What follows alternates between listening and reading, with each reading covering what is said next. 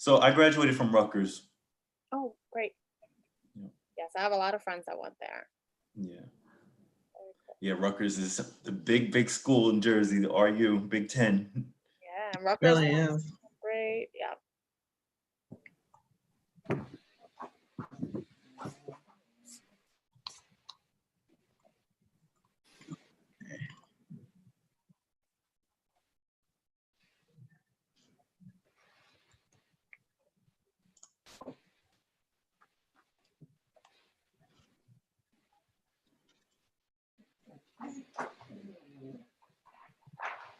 Can you hear her? No? Okay.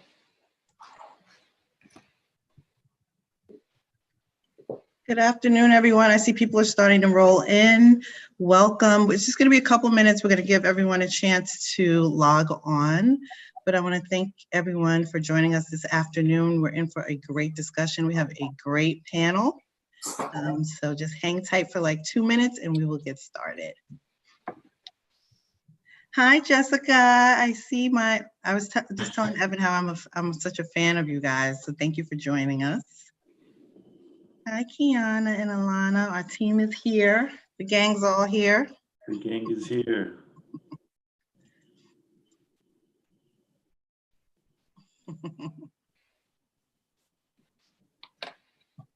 We're so excited to celebrate and acknowledge and discuss Hispanic Heritage Month. There's so much going on. This year has been like the year of all years, I think.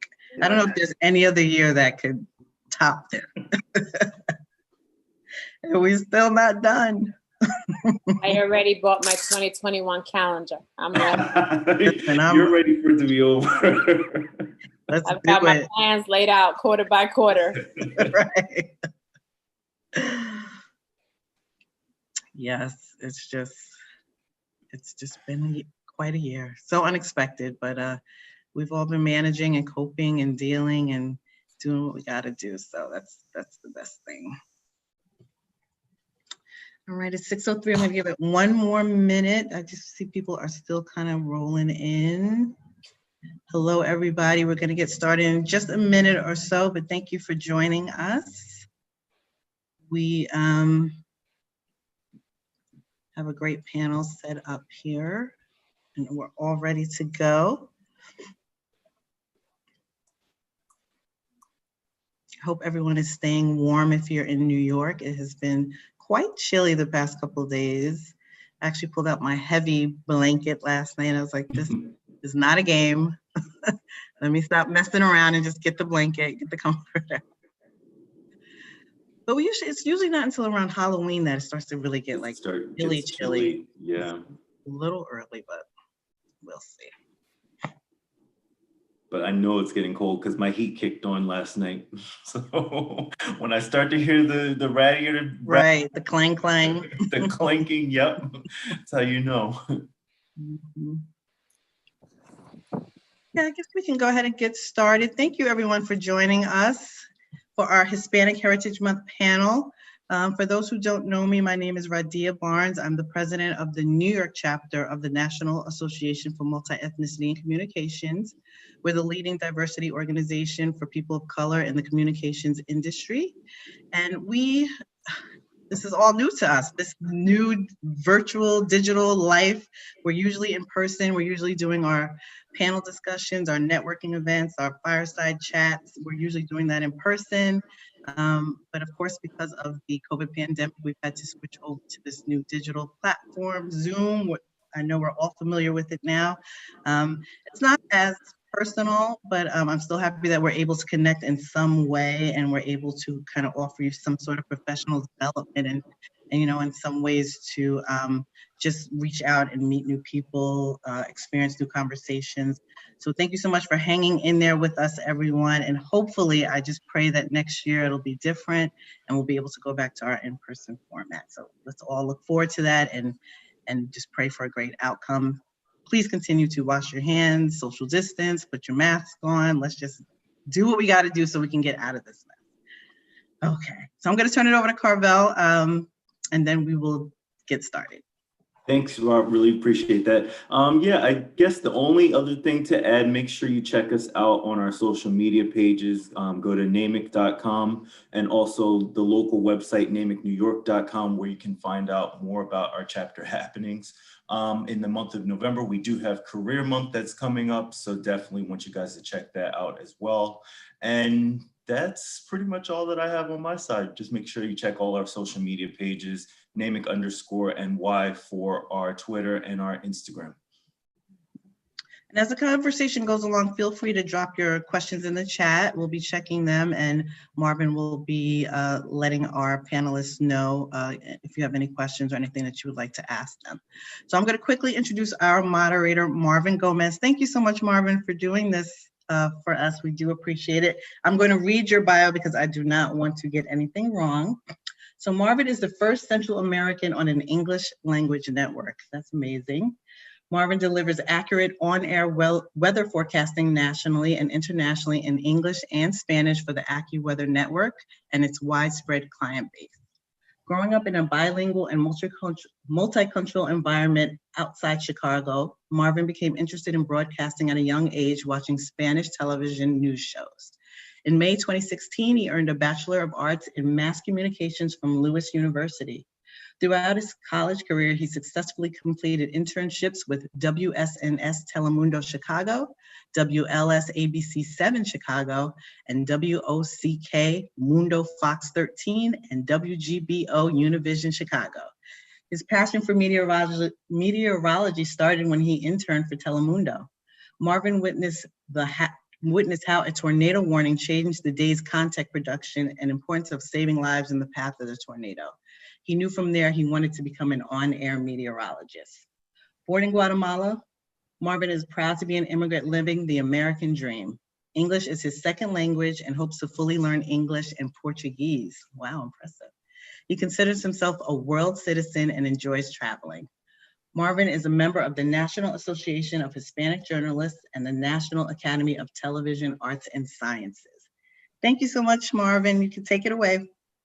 Thank you so much for having me here. It really is an honor for me to moderate this event, and I want to thank NAMIC in general for putting events such as this one. I also want to thank the panelists for their time and their input on the discussion that we're about to have today. And as mentioned, we will be talking about immigration today. We will be talking about media coverage of the Hispanic community, and also we're going to be talking about the upcoming 2020 election. So before we get into some of the topics, I would like for each of the experts that we have today to introduce themselves and tell us a little bit about their background. And I want to get started with attorney Miguelina Camilo. She's from the Dominican Republic, and she's a commissioner for the New York Board of Elections. Tell us a little bit more about yourself and also your current role.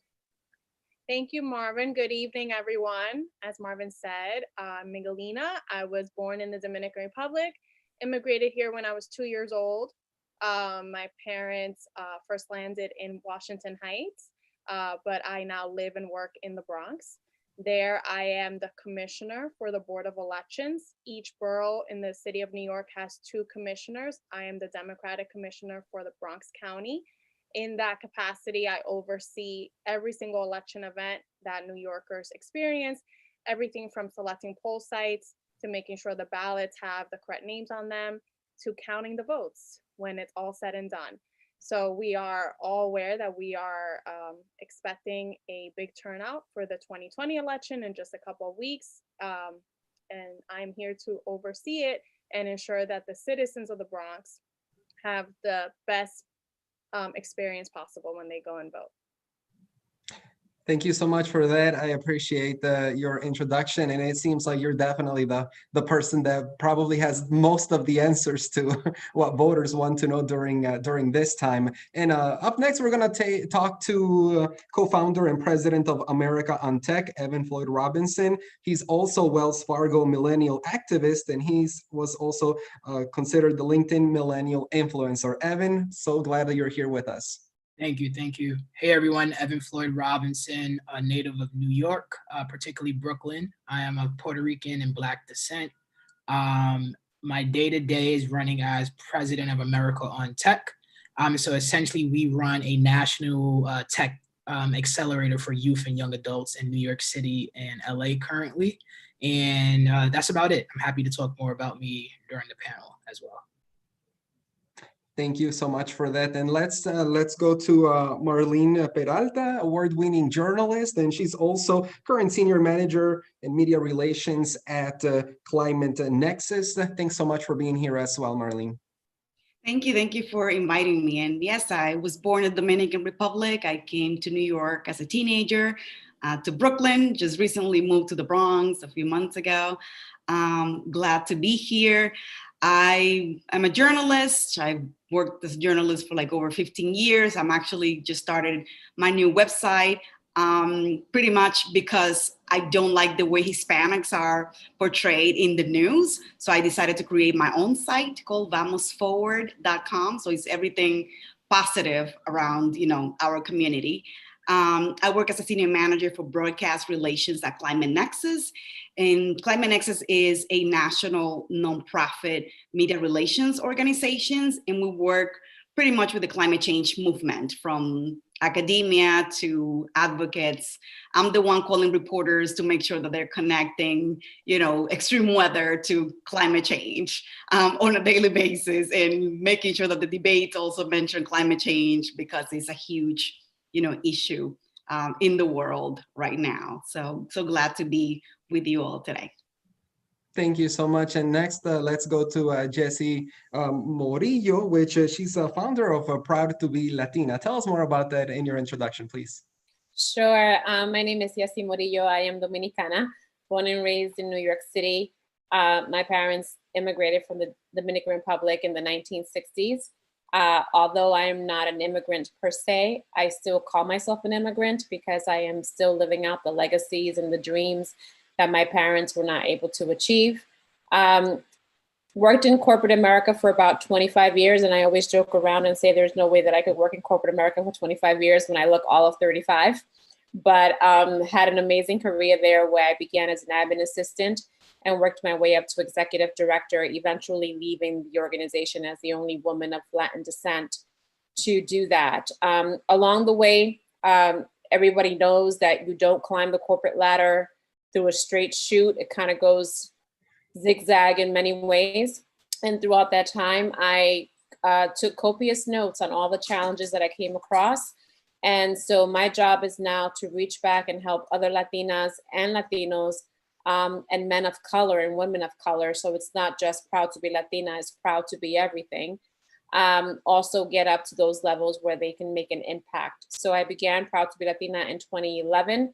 Our goal is to infuse and ignite innate power. Everybody has power despite their economic status or their title. And that's the work that we do. We just celebrated our 10th year anniversary on Monday, last Monday, with a 200-person conference. And so that's my passion work. It's my full-time work, but I also work for the government during the day as a debt analyst. Thank you so much for that, Jessie. And I think you touched a very important point. And I think that's something that a lot of people can relate to, the fact that although they may not be born outside of the US, they consider themselves an immigrant simply because of their roots, of where their family actually came from. And I think that's something that we need to really continue to treasure as we go through our lives. We're going to start talking about the media's role in shaping immigration, the immigration perceptions that we have right now. And I want to start off with Miguelina, because I think you have a direct work, or you work directly at least with some of the community. Do you think through your law firm or your current role, do you think the media in general has portrayed the reality of immigrants and immigration? If so, or I guess if not, what do you think is missing?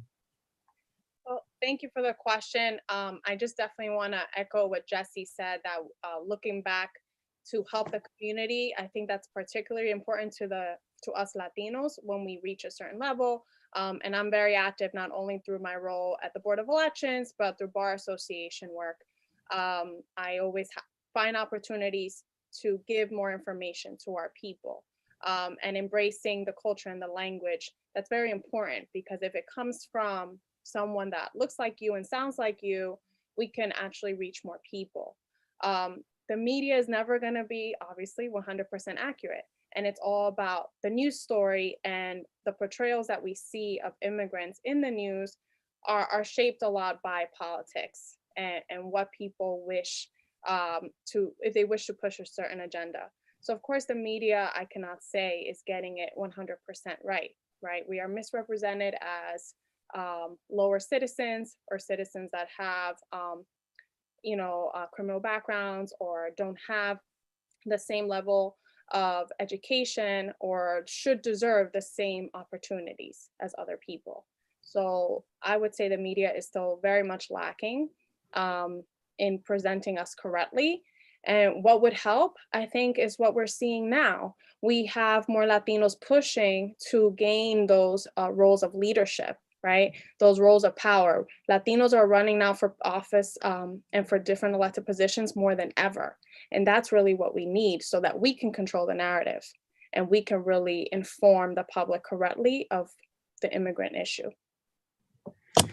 Thank you for that. And, I think you touched on some very important points, and some of what you mentioned kind of leads into Marlene. I believe you mentioned that you started your own platform to kind of create the change, because you didn't, you didn't see it happening, I guess. So you took the initiative and you said, you know what?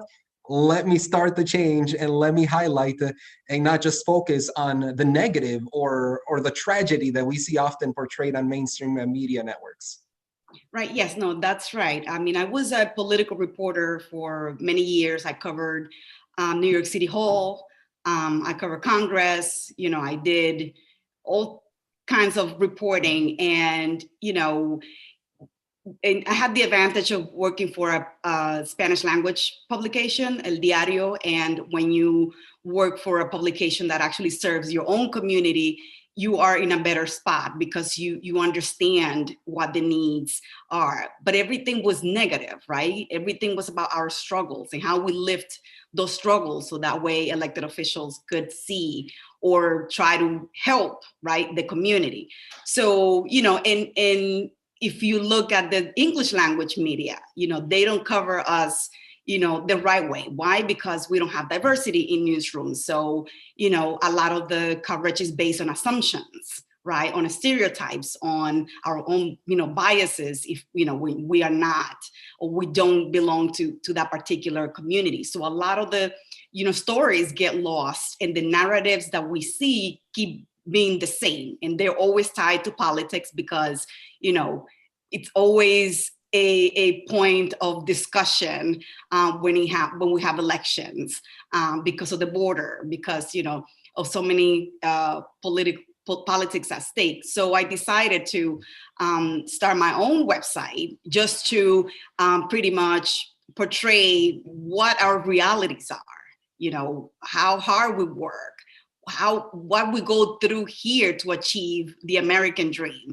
what our children are achieving because of the sacrifices of, our parents or our grandparents, or, different generations.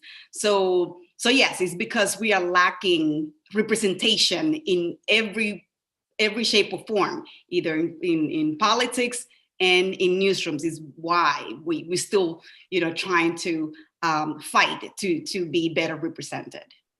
Marlene, let me give you a follow-up question here. If you had the opportunity to, I guess, focus on a specific aspect of immigration on, on any main network, what would be the key point you would like the audience to take away that currently they, that you consider not a topic that is being talked about at this point? I mean, taking from the positive spin that I want to give to the stories, like, I'm amazed at how we are good business people, entrepreneurs, how much we actually add to this society. And you really don't hear that. You only hear about, the person crossing the border, illegally, as if that's all of our lives. And that's not it. That's just the beginning of, of the life that we're trying to shape. So once we hear, immigrants are the ones, opening a lot of businesses, creating jobs, You know, we talk about the economy and we don't hear about immigrants a lot of the times when we should, because we are also creating, you know, creating jobs. So, you know, I'm always sticking to the positive about what we accomplish here. And I think that's really important. No, I think you really hit the nail on the head, especially mentioning the fact that often we just hear about the transition process, you know, the way of getting from one country to the next, but we really never hear about whatever happened once, you know, an immigrant ended up on American soil. And that's I think that's the gray area that no one's really kind of trying to clear up and give additional information on it. Like you said, it just highlights some of the attributions that our community has had here in the U.S. Jessie, I want to ask you next about the coverage of immigration in general. Not really sure how familiar you are with the way Spanish language media handles it versus English media. But if if this is something that you can comment on, do you think what do you think are the biggest differences, and do you think the media in general is having a fair portrayal on both languages? So I'll piggyback off a lot of what Marlene said. We definitely get covered differently depending on the media platform that is covering us, right? The English platform they don't get into the thick of the woods with us, right? They may visit our neighborhoods and interview someone and get a one-dimensional perspective of things. And as she said, it's always related to the crossing of the border, the wall, the issue, the criminal aspect, all the negative connotations that go along with being an immigrant. The Spanish reporter will be in the thick of it, but not always necessarily connected. They're not living the immigrant life every single day. And I want to take Washington Heights as a really great example. If you go up there, I mean, the vitality of that neighborhood was built by immigrants. Someone earlier mentioned Columbia Presbyterian Hospital, more than 50% of those employees are people that live in Washington Heights. They're people that were born and raised in New York City, but their parents also worked in that hospital many years ago when they came here as immigrants. And so I think the portion that's missing, whether we're being covered on the English side or whether we're being covered on the Spanish side, is the integration of the experience, right? Spend a day, a week, a month living amongst all the things that we do. Even here in Harlem, I live in Spanish Harlem, and the vitality of 116th Street, again, was built by immigrants. And there are dozens of stores. We also have a Target and a Costco's, but who is working in those places? Latinos are. A lot of them, who are either sons and daughters of immigrants or who are still immigrants themselves or have been immigrants and have now been able to become legalized. So that's the component that's missing, that we don't talk about this country was built by immigrants, whether Latino or from some other country. This country in its entirety was built by immigrants. And everybody, like I said in the beginning, I was born and raised in New York City, but there's a long heritage of immigrants living through my blood. And that's the case, I want to say, for a lot of people who decide not to acknowledge the immigrant issue. No, I would have to agree with you, and definitely I think there's still a lot of work that we can do to improve on all of those areas that you talked about.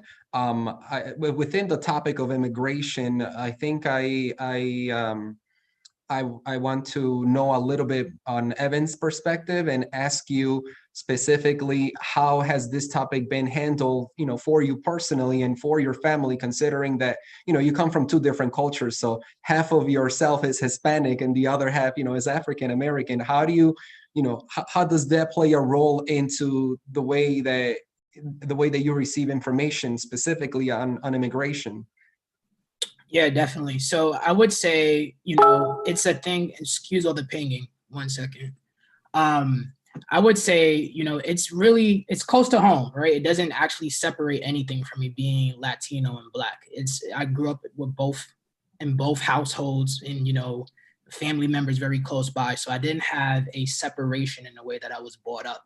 If anything, I think it allowed me to see two different lived experiences that were pretty similar, but very often in times pulled up against each other. And what I mean by that particularly is I'm from Brooklyn, right? And so in Brooklyn, a majority of the times, Blacks and Latinos grew up in the same neighborhoods, right? Like if you think about where Latinos are usually found within Brooklyn, you have neighborhoods like Bushwick, East New York is where I'm from. And usually in those particular two neighborhoods, or like Sunset Park, Blacks and Latinos live together. So for me, I've always kind of seen firsthand the plight of both communities, but in the household, I also seen a division, right? And I'll touch on two different things. I've seen, my Black side of my family say some really harsh words about the Latino side of my family, or the Latino side of my family say some really harsh words about the Black side of my family when it comes to like skin tone and hair texture and dating preferences. And so growing up, I always had empathy for the obstacles and the plight that both sides went through. When it comes particularly to immigration, one of the closest things to me has actually my friends, right? Especially during COVID. A lot of my friends who have families and who are undocumented and who are also attached to the immigrant journey, we will be having constant chats about what's going on. And a lot of times we have a group chat essentially. And a lot of my friends were telling me about in the morning how ISIS was coming by Woodhull Hospital and kind of like the Bushwick, Williamsburg area and kind of just arresting people and trying to deport them without them even having like justification of why they were arresting them, right? They were just assuming that if someone looked of a certain kind of Latino descent that they were illegal immigrants, and then they were kind of arresting them and then figuring out everything else later. In most cases, even directly having conversations with my friends, people were being arrested and then put into the kind of, prison cycle unjustly. And as a result, it trickled into other kind of, deep implications that should have never been brought upon them. And so for me, it kind of hits home because what I'm doing with my work day to day with my co-founder, Jessica Santana, is that we're fighting for kind of like economic and racial justice, but through the lens of technology, right? It's like through the lens of like skilling and helping people. But this is something that is not, removed from me on a day to day and is not removed from me at all because of, me being of mixed descent. If anything, I think it allows me to look at things differently and have more empathy. And, I think one of the things that really stood out to me of what you mentioned was the fact that, during COVID, I think this has been a crucial time for the immigrant community because most of them have jobs at the very, front line of the food supply. And, while many people have the chance to and the luxury to let's work from home, I think most of our community didn't have the option of opening up their laptop, getting on Zooms and, checking into the meeting and just going about their day. Most of our people, they work in restaurants, they are working fields, construction, a lot of essential jobs that, us, in general, couldn't continue our way of living if it wasn't for the hard work that they do with their hands. I want to start moving on to the next piece of this discussion and going back to the top with Miguelina and ask you, about the elections for this year. And according to the Pew Research Center, Hispanics are projected to be the largest minority group for this elections. We're talking about 32 million people that can vote. What does that really mean for us currently? And what does that mean, in your opinion, for America's future? Well, it means that we hold a lot of power and we are the future, obviously. It's amazing to be on this panel and we're all Latino and we are all stakeholders, right? In that community and in that future that we wish to have for everybody that comes before us and after us. For elections, the power of the Latino vote is recognized. And if I'm in a position to make sure that that power is exercised, my key role has been to give more information, right? Create more forms of information of how Latinos can understand, their options of how to vote. The great concern now is the pandemic. And that's why we've had so many changes in absentee voting, in early voting, which is also very new and just started last year. Those are options that our community has to really understand. I have been able to give information and short segments on Univision, Telemundo. They have been aware on top of creating those opportunities, because the pandemic has also forced us to understand that lack of access, right, to technology has caused a disparity in who's getting the information. So we also have to rely on newscasts, newspapers, live events in person, right? As much as the pandemic has forced us inside, live events are still happening. So we've been doing voter registration drives. We've been doing informational sessions on understanding that bulletin that you're getting in the house, or if you're requesting your absentee ballot by mail, understanding how to fill it out, right? And I'll just say on a personal note, being pretty much first generation, that was my task for my parents all the time, like answering the mail, making phone calls, really being a parent to your parents, right? I think we are all familiar with that role. And pretty much any young Latino, you could ask them like, yeah, I have to do X, Y, and Z for my parents, because they're not familiar with the language or they're not familiar with the system, right?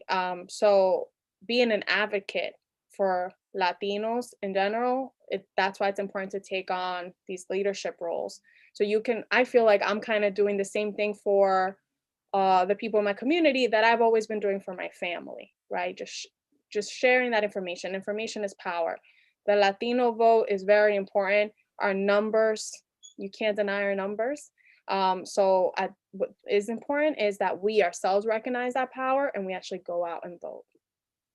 I like how you made the comparison of, you used to be the parent to your parents, and now in your current role, you're almost like the leader in the community that's not only telling your parents, but you're telling everybody else, that this is very important and that the numbers do make a difference. From a journalistic perspective, going to Marlene, let me ask you, do you think, and this is, including or based off the two debates we've had and some of the other campaigns from both of the current candidates that we have running for president, have they talked enough about immigration? I mean, I know this is, this is a big topic for some Latino voters, maybe not for all, but this is, this is a topic for our community. Have they focused enough of their energy on this topic? Absolutely not. I think for the vice presidential debate, there was a comment and it was just referencing Trump pretty much saying, talking bad about Mexicans, but nothing of substance, and we have to remember that the area where Trump has been very successful is at limiting immigration.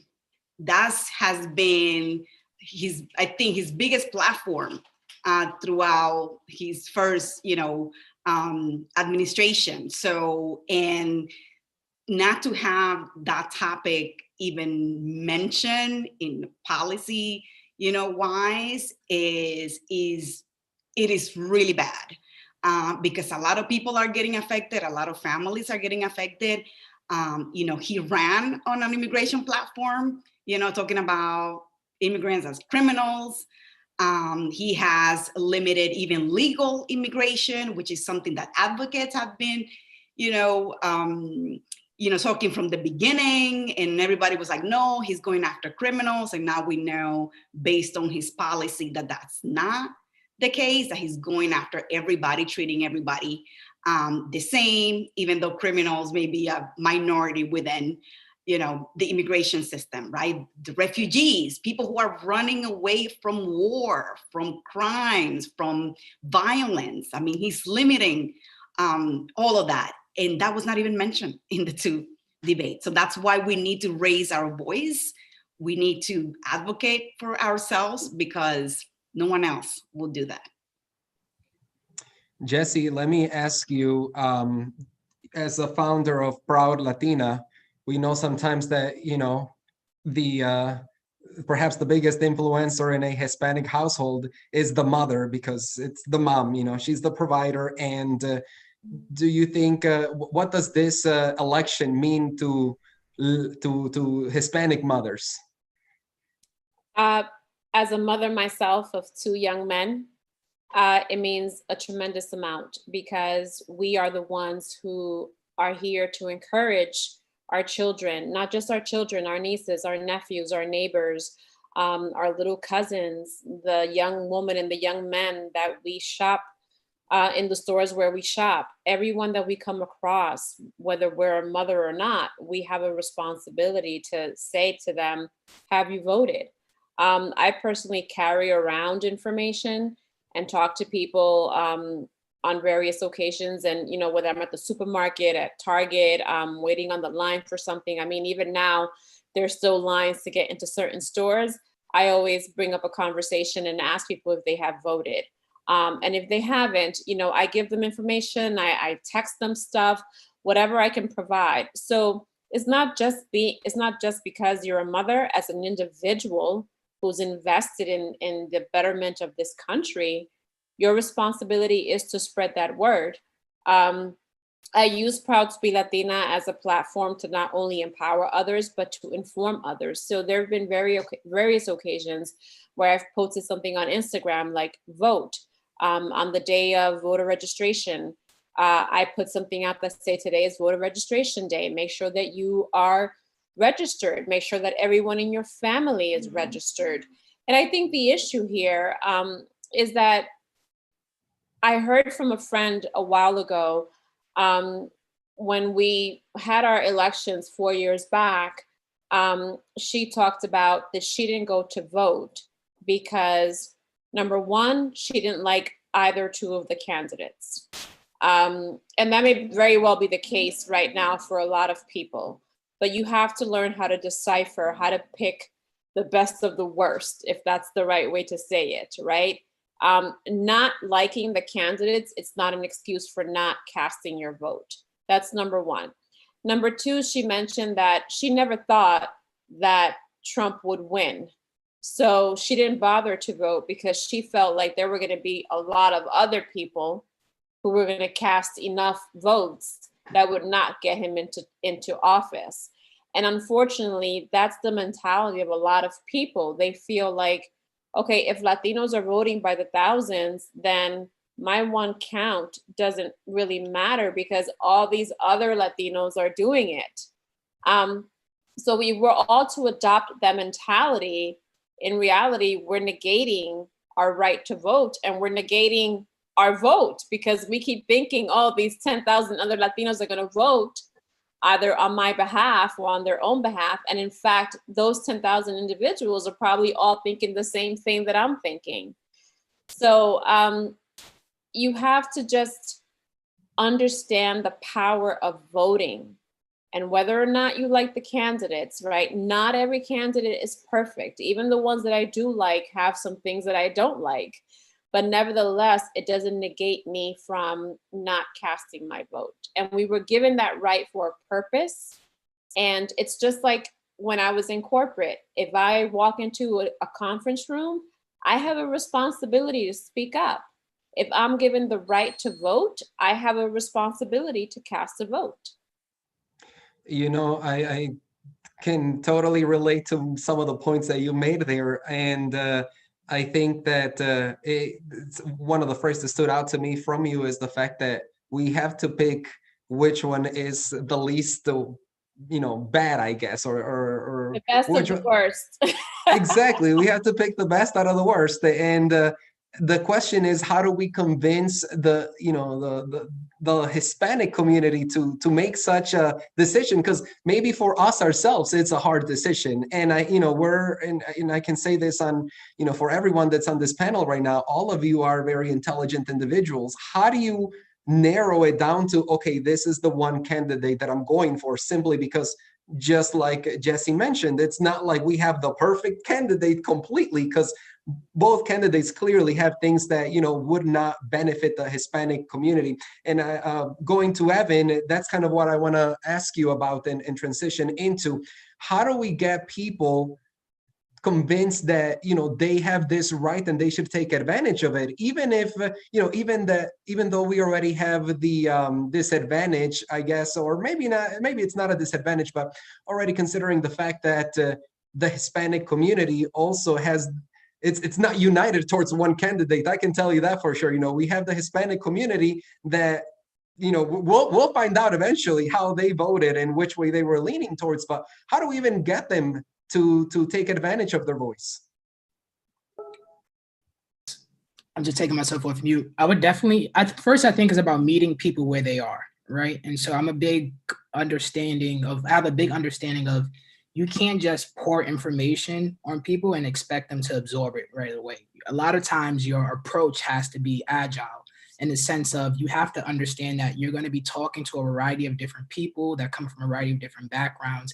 And so at that point, it makes the conversation a little more complicated, but at the same time, it shows the importance of why you need to have that conversation because of all the complications involved in it.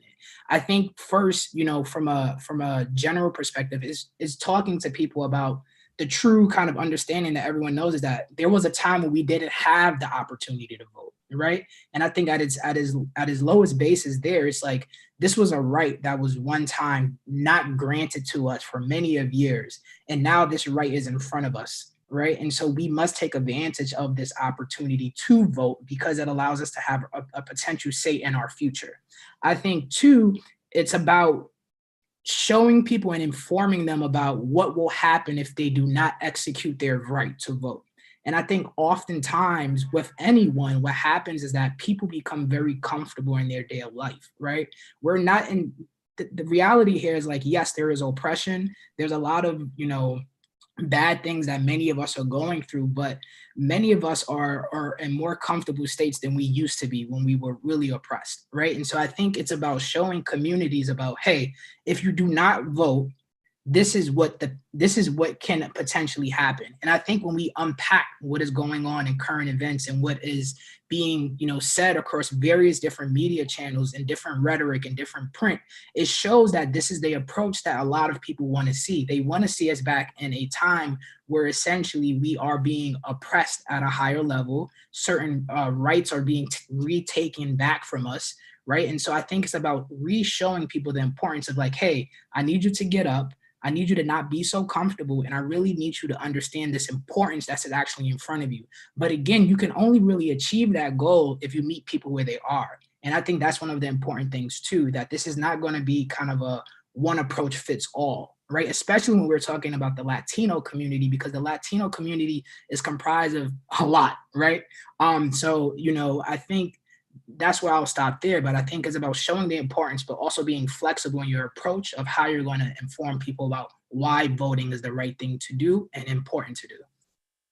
I think you made a very clear point there in regards to comfort level, simply because that's, you know, if we're not meeting people at their comfort level, then how are we actually going to, you know, just throw our purpose out there, but not really having the plan to execute the end goal. I think, Jessie, you had something to say, correct? Yeah, I want to piggyback off of Evan's meeting people where they are. When I lived in Washington Heights, which is a heavily populated Dominican community, I couldn't wait to vote. Like I was, you know, I couldn't wait to be of age to vote. But one of the things that I noticed was that a lot of the people in my community took the voting that happened in the Dominican Republic a lot more serious than they did the voting that happened in New York City. And if you speak to a person who's immigrated from the DR about their president in the US, I mean, you get someone who is hyper, who is like got stories, who's like, you know, the PRD and all this other stuff. But then when you talk to them about the candidates that are in the US, they seem to know less and less about that because they're so invested in their country and in their pride. and they forget sometimes that the US is also your country. So when it comes to what he said about meeting people where they are, sometimes there's a little bit of disconnection that because they were born and raised in DR, that's where their heart sits, but this is where their body works. You know, sorry, go ahead. I didn't want to interrupt you. Go ahead. No, I'm saying that, yes, you can vote where your heart sits, but you also have to vote where your body works, because you're working not just for you, you're working for the next generation. My parents voted in the DR all the time, but they were also raising an American child who needed to know that voting was important. So they did both. But what I'm saying is that sometimes when we have to meet people where they are, is that distinction of letting them know, yes, your heart is here. You have 2 feet in 2 different places, and you have to take action in both places. Marlene, I think you probably have something to say. I also kind of want to follow up with what we're discussing right now and ask you, do you think language plays a role in the way our parents are influenced about, voting back at home to voting here in the US? Clearly, in our Spanish-speaking countries, all the information, everything that we know comes out in Spanish, while here in the US, it's none of the candidates speak Spanish so far. So how do we go about that? Right. I want to take a step back, and I think from the comments that were made earlier around how things get covered in the English language versus the Spanish language, we also have to take into account that even though the Spanish language media does a better job of informing our community, we don't have that many options on, newspapers and TV stations. So when it comes to voting, yes, you see a huge, promotions on you go to vote. But when it comes to local elections, you don't see a lot. And I think that's where the disconnect goes, because those who do pay attention to Spanish language media, they're not getting all the information they should be getting, right? And this goes back to the point that was said about Dominicans, paying attention to, elections back home. If you see every Dominican paper or even online publications that you have access here, all talk about is the elections back home. But when you see El Diario or El Especialito, whatever the other papers are in Spanish here, you don't see much about local elections, even though local elections had to do with, transportation you take, the minimum wage you get paid, the schools your children are going to, the opportunities for jobs, right? There's still a gap in information when it comes to what's provided to the community. And I think, we have to take that responsibility. That is not only the community that is disconnected, but also, those who are serving us are not doing it fully. So I think this is also why I decided to launch my website. Like, aside from saying, oh yeah, you need to vote, I put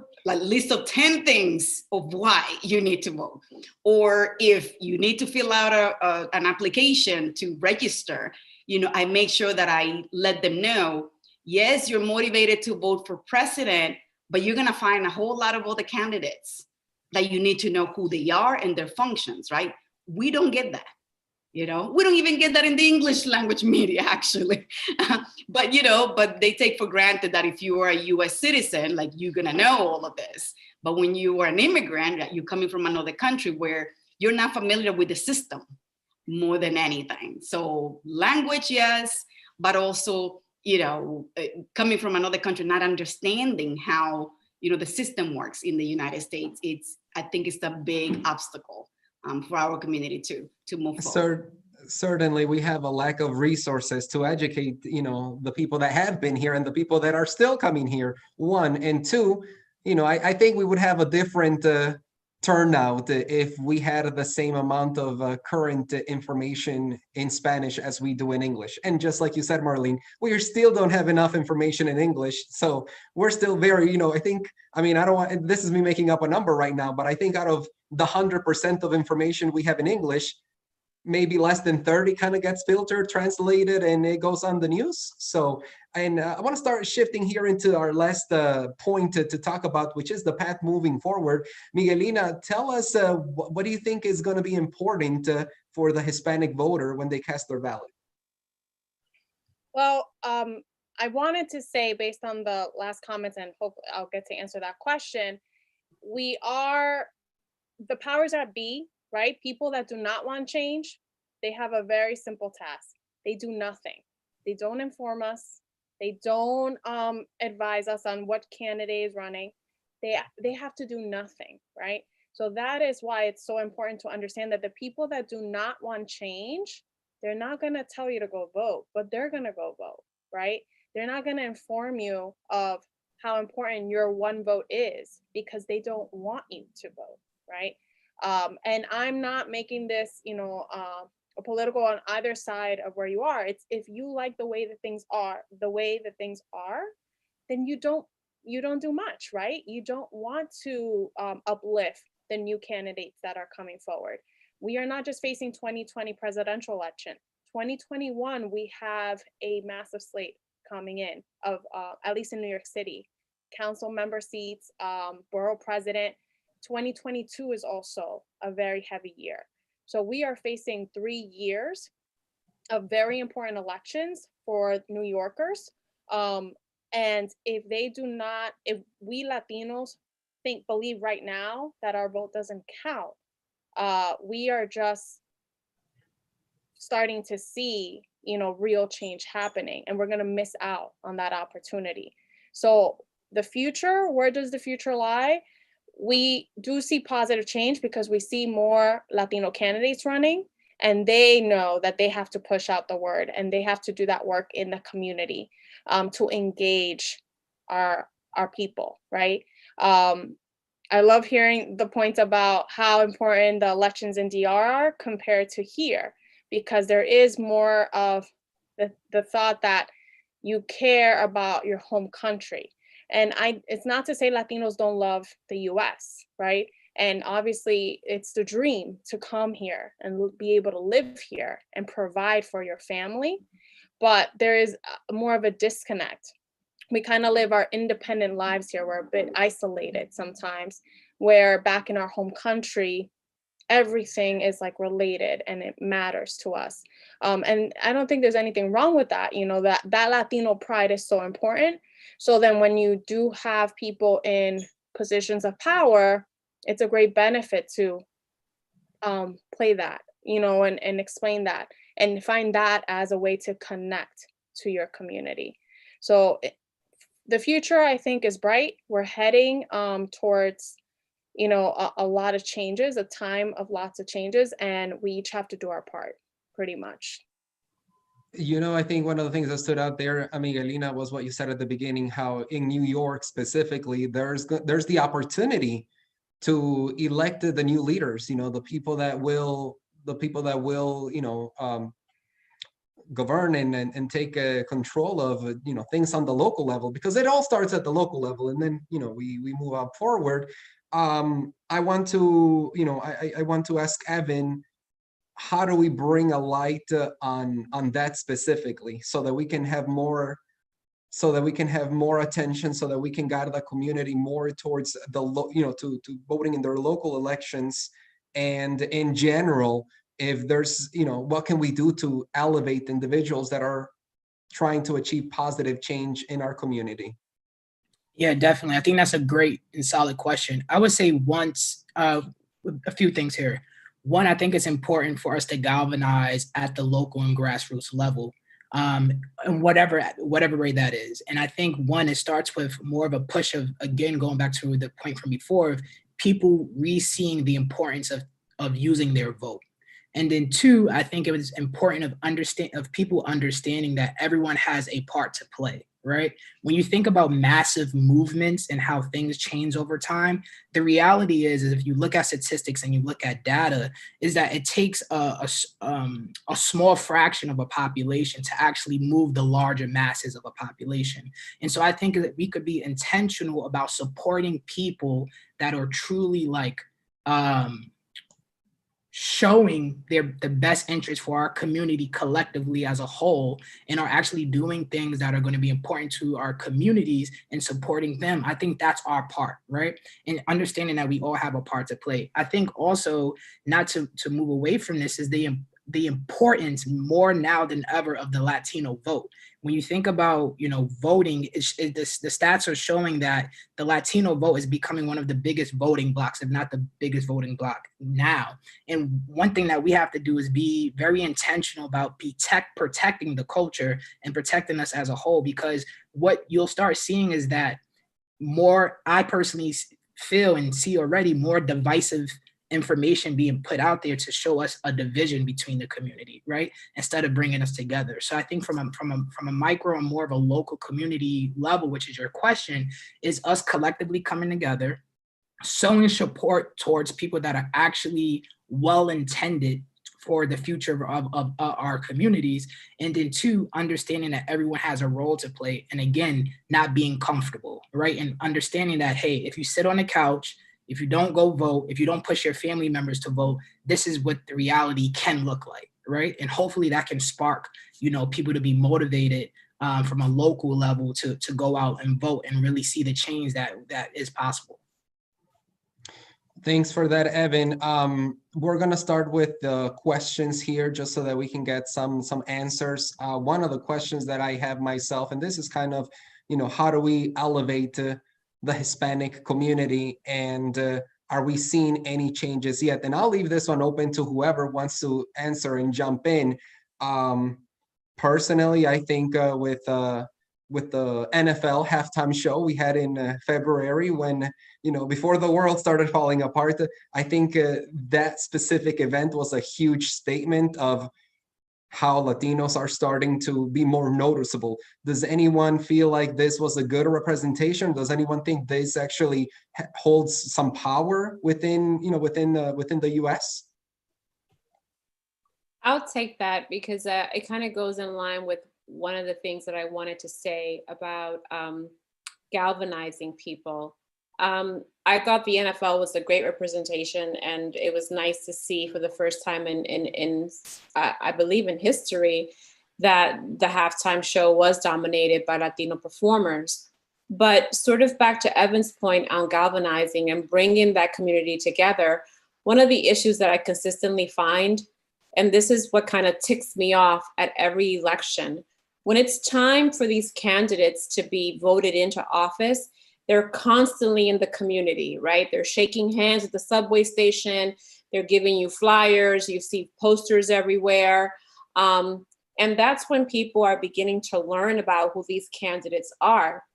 So what I believe is the distension in the Latino community is a lack of consistency. We shouldn't have to hear about and from our politicians when it's time to vote. There should be consistent education throughout the entire year. If you're coming out to shake my hand when you want me to vote for you, then come out and shake my hand once I have voted for you, once you are in office. And that's where the disconnection begins with Latinos. Politicians go out to these Latino communities and say, hey, we're going to fight for you. We're going to do for you. We're going to get this done for you. And then once they're in office, we never hear or see them again. They never return to our community to say, hey, thank you for voting me in. What can I do for you? And I know that we have our Congress people and our borough presidents on the ground, but that's very different from the Congresswoman that we voted in. That's very different from the president that we voted in. And so I think for the Latino community, it has to be consistent education. That's also because we don't vote, right? And this is what reflects afterwards. The politicians, when we have elections, and let's say the polls close at 9 o'clock at night, at midnight, they're already looking through the numbers to see who voted. And we are never at the top of that, right, of the groups, right? And this is why when they win and they're already in office, they don't pay attention to us, right? Because we are not there. And this is where I feel like education, I agree, we need to do more education. We need to tell our community that we need to hold people accountable, but accountability cannot be done if we don't vote. Right. And the resources in your communities are not gonna come if we don't vote. You know, we may have these perceptions from our home countries that politics is dirty and that, you know, it's all corrupt, but we have a different system here. And even though politicians are not gonna give us everything we ask for, they're going to be worried about, you know, making sure they provide something to the community if we voted for them, because they're gonna wanna go back to your community, to that community to get votes, to get reelected. And this is where, you know, we see that disconnect. You know, then they don't do anything for us, so we're not voting. Right. So, you know, there's more education needed. And it's also timing too. Like when it's time to vote, we're bombarded with information, right? So we're not really sure where to look, right? Because it's vote, vote, vote, vote, vote. But prior to that ask of voting, we don't know anything. Like I didn't know about some of the senators that are in office until they came to light, right? So I think it's also the way in which we're given information. We're bum rushed with information and asked to make an immediate decision between deadlines of voting, between deadlines of voter registration, without being fully informed. And it's hard because one of the things and all of you can chime in, one of the things that it's really hard for Latino communities is trust and loyalty. And we might find that hard in candidates, which is another reason why we don't vote. Miguelina, I want to give you a question here from some of the viewers that we have on this discussion. The question says, oftentimes it seems like there is a preferential treatment of immigrants depending on where they are from. Do you feel like the Latino community has a united front when it comes to immigration and treatment of immigrants? If not, how do you feel like it can be? And this is not just for Miguelina, anyone else can jump in after she gives her input. So that's a great question, and it's in line with what I wanted to comment on what we were just discussing about the lack of information that we have on our candidates. I think there's very much the sense of our Latino community. We kind of just want to make sure we're okay, right? Like if we have a job and we have a way of getting to work, then that's all that matters. But we're not thinking bigger picture of like, who's the candidate that's ensuring that that's happening? You know, even when it comes to the small business community and everything they've gone through with COVID, I haven't seen like a strong partnership in the Latino community, even though we have most of the businesses, right? They haven't stepped up because there's not that, for some reason, we don't have that unity amongst, you know, Puerto Ricans, Dominican, Colombians. We still are very much separated. And it's fine to be proud, like I'm Dominican. Yes, but that doesn't mean that I can't help a Puerto Rican, a Colombian, and that in the end, we're all, you know, Latinos, and we're all having those similar struggles when we're all thrown into one pot, right? You're all immigrants, right? So if we made more of an effort to unite in our power and come together on these major points, you know, we would see much more return on our investments. I think it's, you know, it's great to build your own business and make a life for yourself here, but we have to think of our future generations. And we have to think that if we're struggling, our neighbor's probably struggling in the same way. And instead of being divided and thinking, you know, certain classes or certain Latinos are getting better treatment or portrayed in a better way or in a more negative way, we should find ways to come together. Evan, I have a question for you, and this kind of goes to talking about how leaders and how influencers in our community talk about politics in general. I know trust was mentioned previously as being something, you know, a very hard or tight bond for our community. And, you know, once we trust something, we trust it, but if it fails, then we don't go back to it.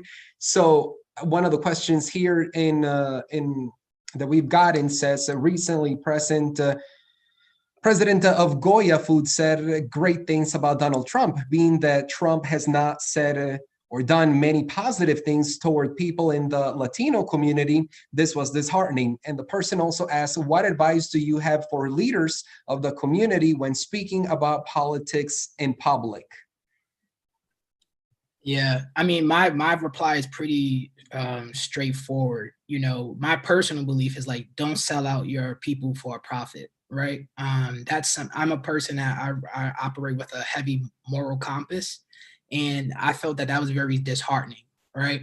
Especially when you think about first what that signifies. First, we're in a high tension climate right now with immigration and Black Lives Matters and everything that's going on, financial crisis, pandemic, COVID, and for the Goya president to stand in kind of unity with President Trump during a heavy time where there's a lot of false negative light being put, particularly on the Latino community as well, I think that didn't show a positive sign, me personally.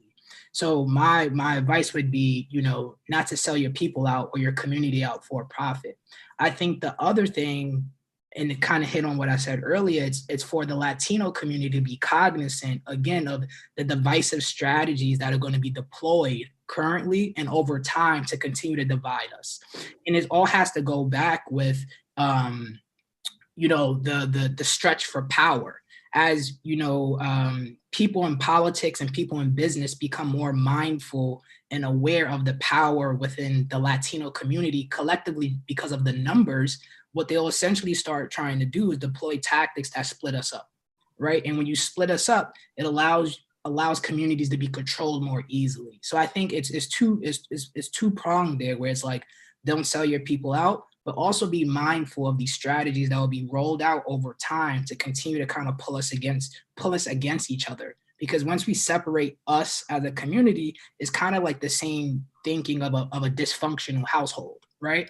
A dysfunctional household leads to other kind of pipeline issues down the life cycle of someone's life. That's the same thing that will happen from a macro level when we think about the division of the Latino community. And we have to start seeing ourselves as one household and not, you know, separate households. And, you know, I think you brought up something very in particular, the fact that are we, and this might be more of an internal struggle within our own community, but are we going to get all of the nations that make up the Hispanic community on the same page?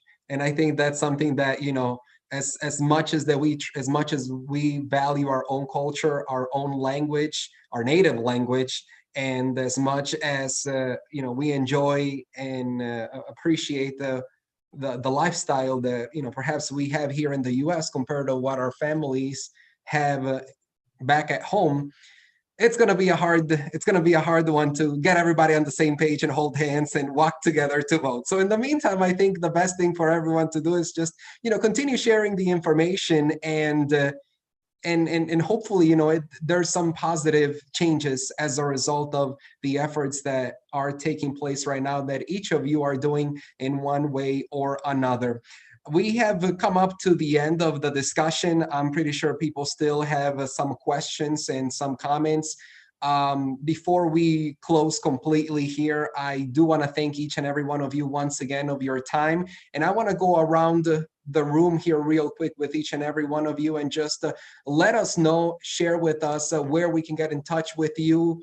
If anyone has any questions, whether that is email, if anyone wants to have, you know, a follow-up comment for you or anything. I'm going to start with Miguelina, and it could be, you know, your LinkedIn, it could be your Instagram, your Twitter, wherever it's easy for anyone to get in contact with you if they have additional questions about any of the 3 points we've covered today.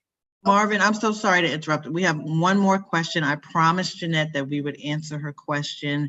I don't know if you could see it. Do you need me to read it? Sorry, everybody. I just want to make sure we got that last question in. Let me see here. I can quickly read it. Okay, because I just see I'm on the answers. Okay, never mind. Go ahead. How has the COVID-19 pandemic affected immigrants and dreamers who want to travel outside or to the U.S.? And anybody can answer that, I guess. I'm happy to jump in, especially because I work with predominantly students and young adults.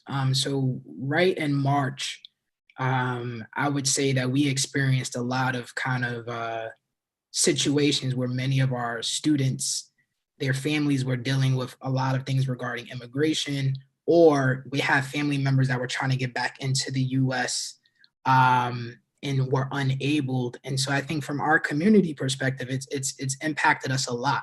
And I think it's something that, you know, hasn't stopped. We're still dealing with it now. And I think this is not something that's going to go away. It probably won't get as much attention, right? Like as we start thinking about the shifts in power, particularly as we think about voting and elections. But that's no time, I don't think anytime soon, that oppression around some of the things that COVID has elevated is going to be removed. I definitely think it'll be a while too before we can get back to, you know, what used to be the norm at one point, and especially for our community in particular, simply because the numbers are not in our favor, unfortunately. So it's going to be a while, and I think that, you know, in general, when it comes to dreamers, it's already a rough road for them to go back and visit family, and even, you know, try to remember or live and experience what their parents' culture is back in their home country. Getting back here to Miguelina, if you can let us know real quickly here how we can get a hold of you, if anyone else has any questions or comments for you. Sure. I typed in my email and my LinkedIn information into the chat. Either way, you can feel free to reach me. If you're looking for more information on voting in New York, I invite you to go to our great website, vote.nyc. It helps you look up your, to confirm that you are registered to vote, and it helps you look up your actual voting site with your address. So it's a great website with a lot of information on there, and early voting starts October 24th. And it will run until November 2nd. So please vote, vote, vote. And thank you for having this platform for us to discuss these important issues. Thank you, Miguelina. Marlene, let's go over to you and hear how we can get a hold of you, and also read those positive stories about our community as well, please. Yes, I also chatted some of the information. The site that I have is called vamosforward.com. So the Twitter handle is also vamosforward, and I'm on IG, on Facebook. So, and I also posted my email address. Any feedback, any story ideas, you know, all welcome. Thank you so much. Jessie? You can find me at proudtobelatina.com or at jessiemorillo.com. I'm under both places, on Instagram, on Facebook, on Twitter, as well as on LinkedIn. And my direct email is info@proudtobelatina.com. Thank you so much. Evan? So you can find me at Evan Robinson across all the social media channels, and then also particularly for my work directly with America on Tech, same thing, at America on Tech. I've also dropped that information into the chat box as well. Once again, thank you so much for all of your inputs into this conversation. I'm pretty sure if we had all the time in the world, we could have kept on going and picked a different topic, and it would have been, you know, it would have been here until midnight. And like we say in Guatemala, we would have been here until the midnight hug on Christmas. So with the time we have, thank you so much. Again, I want to thank NAMIC and for this opportunity. My name once again is Marvin Gomez. You can get a hold of me by looking up Marvin Gomez TV on Instagram, on Facebook. That's where most of my posts are in Spanish in regards to weather. And on a weather-related note, you know, although politics may be a dividing topic, one thing that will unite us all, and especially all of you New Yorkers right now, is the cold. So stay warm. If you have any questions about the forecast in your area, AccuWeather.com. That's where you can find your forecast by the minute, by the hour, by the day, and get the app if you don't have it on your mobile device as well. We just updated it and it's completely free. Again, thank you so much, Radia. I'll send it back to you. This was amazing. Thank you so much, everyone. Such great information, such a great topics that we covered. Like Marvin said, we probably could have gone on and on and on. Like there's just so much to cover. I just really want to thank you for sharing your stories with us, sharing your time. Everyone who attended, thank you so much for spending your evening with us. I will send out the the information from today's panel. We have a link with the recording if you want to share it with your friends. I'll share that, send that out to everyone tomorrow. And this was wonderful, guys. Thank you so much. If anybody needs to reach us via our social media, you could go to NAMIC_NY on Instagram and DM us, or email us at namicnewyork@gmail.com. So thank you, everyone. Thank you so much. This was really, really great. Thank you. We really enjoyed it. My team and I were texting back and forth about how great this conversation was. So thanks again, everyone, for attending. Be well, be safe, and I will see you at the polls on November 3rd. Vote. Make sure your inner circle, your family, your coworkers, everybody, just check in with them and make sure that they're ready to go to the polls. Thank you so much. I say go pick them up and take them with you. Yes, that's a great idea. Make it a group thing. We see how the early voting has started down south. I see the long lines, people are going, and they're just sticking it out. So let's continue that trend, and better change in 2021 all around. All right. Good night, everybody. Have a great night, everyone.